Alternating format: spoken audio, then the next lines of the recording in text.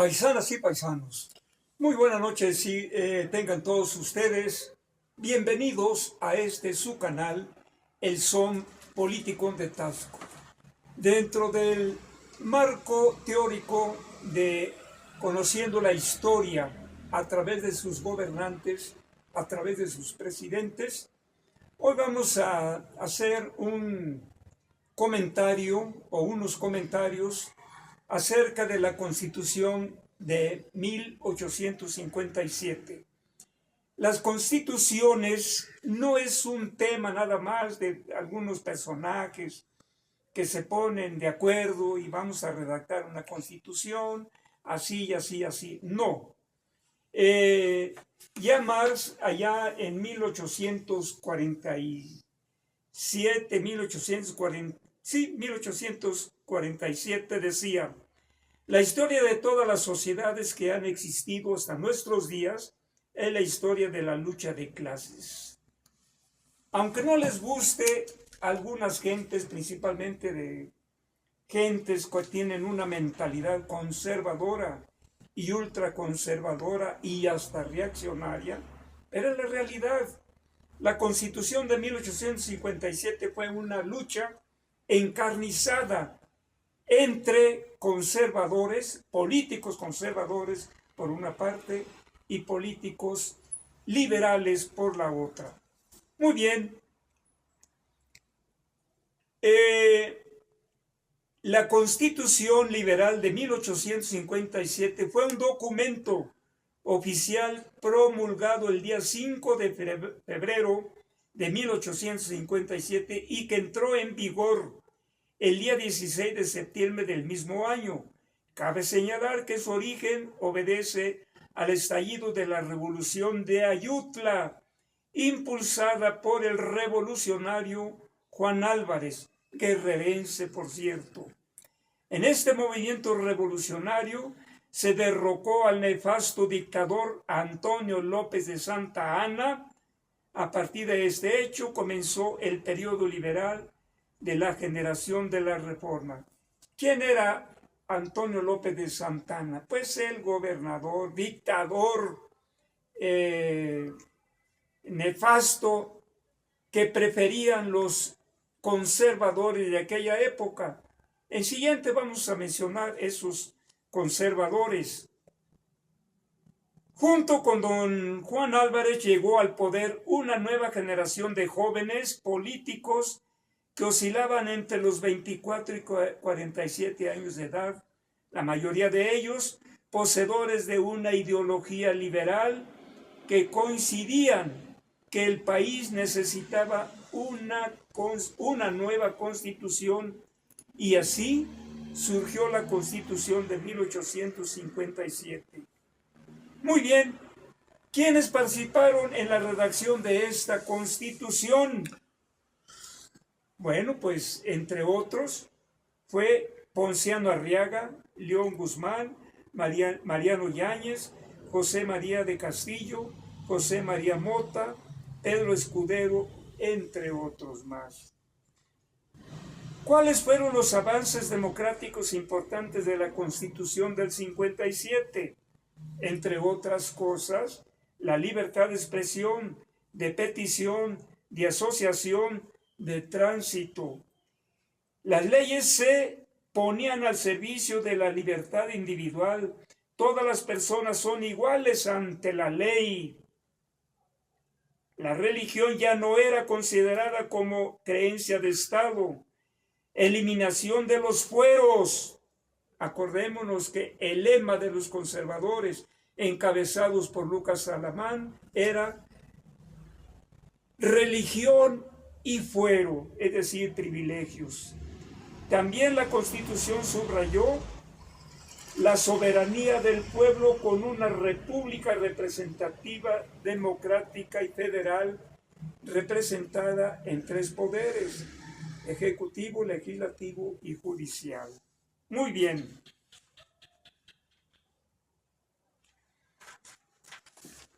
¿Quiénes formaban esta nueva generación de jóvenes mexicanos liberales?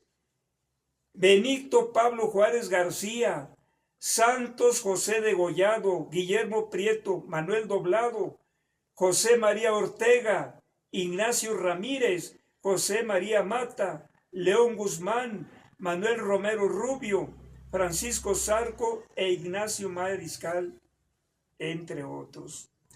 Los políticos mexicanos conservadores querían formar un gobierno centralista con un gobernante emperador. Pues acordémonos de Agustín de Iturbide, acordémonos de Maximiliano. Ahorita vamos a dar a conocer la comisión de traidores de derecha y ultraderecha que fueron a invitar con engaños a Maximiliano de Habsburgo. Lucas Alamán, fundador del Partido Conservador, Juan Nepomuceno Almonte, José Mariano Salas, Pelagio Antonio de la Bastida y Dávalos, José Ignacio Pavón, Miguel Miramón, Leonardo Márquez, Tomás Mejía, entre otros. Este era el bloque conservador. La lucha de clases en esta época de la Reforma estaba en una lucha abierta entre estos dos bloques. El retrógrada conservador, representado por el Lucas Alamán, que bueno, era un tipo intelectual, historiador, pero muy conservador y ultraconservador, y además reaccionario. Ahora, estos son algunos de los integrantes de la comisión que ofreció a Maximiliano de Habsburgo el trono como emperador. José María Gutiérrez de Estrada, Joaquín Velázquez de León, José María Landa, Ángel Iglesias, José Hidalgo, Juan Nepomuceno Almonte, entre otros. Estos fueron los traidores que fueron a engañar a Maximiliano, que aquí el pueblo lo aclamaba, que lo esperaba y que le iba a dar un gran recibimiento. Estos traidores parecidos a los de ahora. Nada más acordémonos cuando Enrique, ¿no? ¿Cómo se llama? Sí, Enrique Krause pidió en estos momentos, cuando ya gobernaba el presidente López Obrador, que viniera Biden a poner las cosas en orden. Pero no solamente él, sino los demás apoyaron esta estúpida propuesta de este individuo conservador. ¿Cuáles son los artículos más importantes de esta Constitución? Vamos a resaltar nada más algunos. El artículo 2. Aquí se sostenía que la República Mexicana, todos nacen libres y los esclavos que lleguen aquí automáticamente recobrarán su estado de libertad, vinieran de donde vinieran, vinieran de donde vinieran. El artículo 4. En este se lee que todo hombre es libre para abrazar la profesión, industria o trabajo que le acomode, siendo útil y honesto, y para aprovecharse de sus productos. El artículo 7. Aquí se declara que lo que ahora conocemos como libertad de prensa señala como inviolable la libertad de escribir y publicar escritos sobre cualquier materia. Ninguna ley ni autoridad puede establecer la previa censura ni exigir fianza a los autores o impresores, ni coartar la libertad de imprenta, que no tiene más límites que el respeto a la vida privada, a la moral, a la paz pública. El artículo 22 de esta Constitución, en ese se explica que quedan para siempre prohibidas las penas de mutilación y de infamia, la marca, los azotes, los palos, tormentos de cualquier especie, la multa excesiva, la confiscación de bienes y cualesquiera otras penas inusitadas o trascendentales. Esto es, en breves comentarios, la Constitución de 1857, en la cual hoy seguramente el presidente estuvo en algún lugar de la Ciudad de México para presentar sus propuestas de reforma a la Constitución. Se han publicado ya en la revista de la jornada estas propuestas que contemplan, entre otras cosas, las pensiones de los jubilados y pensionados que obtengan como pensión el salario que tenían cuando estaban trabajando en activo, entre otras cosas progresistas, democráticas.